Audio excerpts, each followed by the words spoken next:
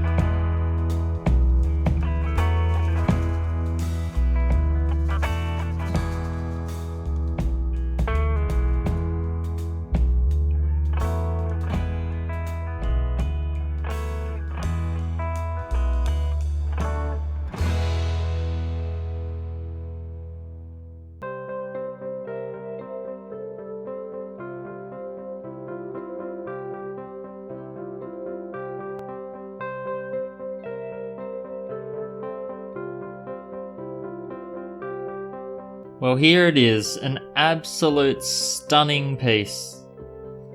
It's not as good as the opalised fossil on the new postage stamps from Australia Post, but it's pretty nice. I didn't think it would come up this well.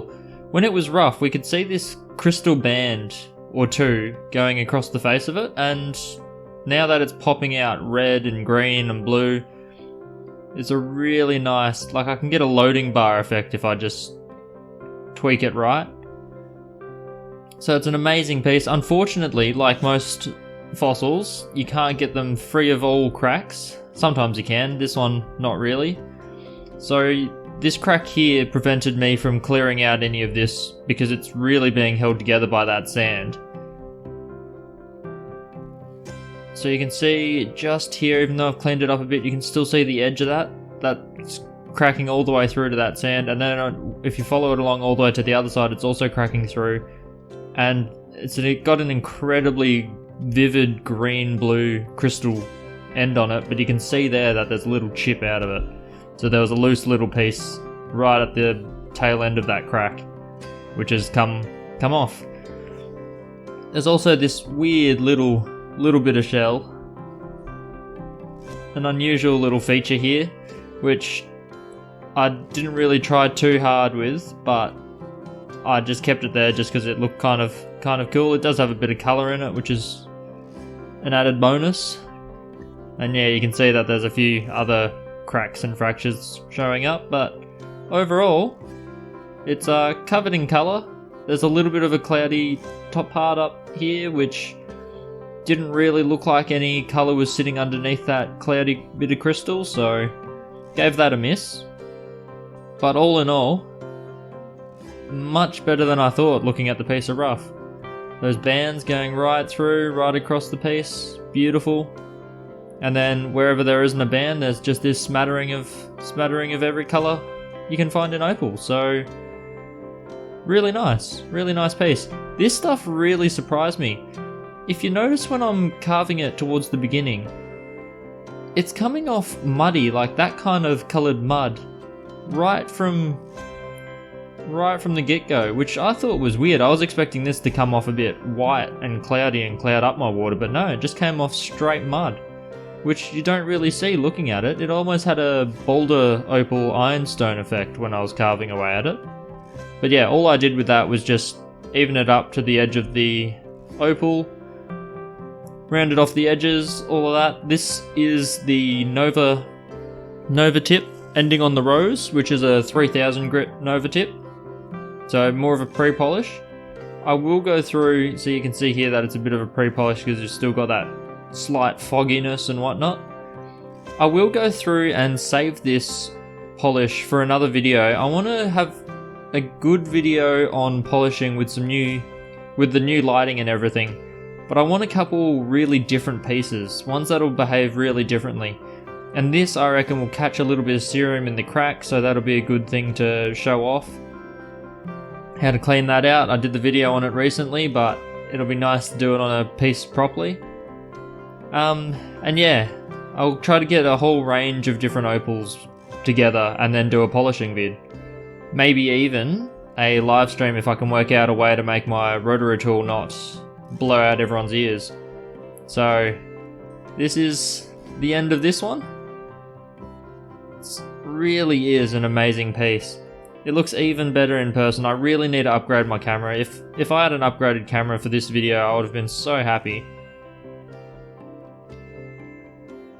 Because this is deserving of a better camera. The lighting's really pulling through well, but a better camera just to tie it off would be amazing. So I'll add it to the Christmas wish list and we'll see what happens. See what Santa brings. But yeah, I'll leave you here, and the next video after this will be a wire wrapping. So Rose Rocks is at it again. We're going to do a more beginner wire wrapping attempt. I still don't have proper wire or proper tools, but it's an easier wire wrap, so surely that'll get me across the line. But I'll see you in that video when I post it in a couple days' time. In the meantime, I'll enjoy just staring at this and moving it around under the sun. Thank you, and see you in the next one.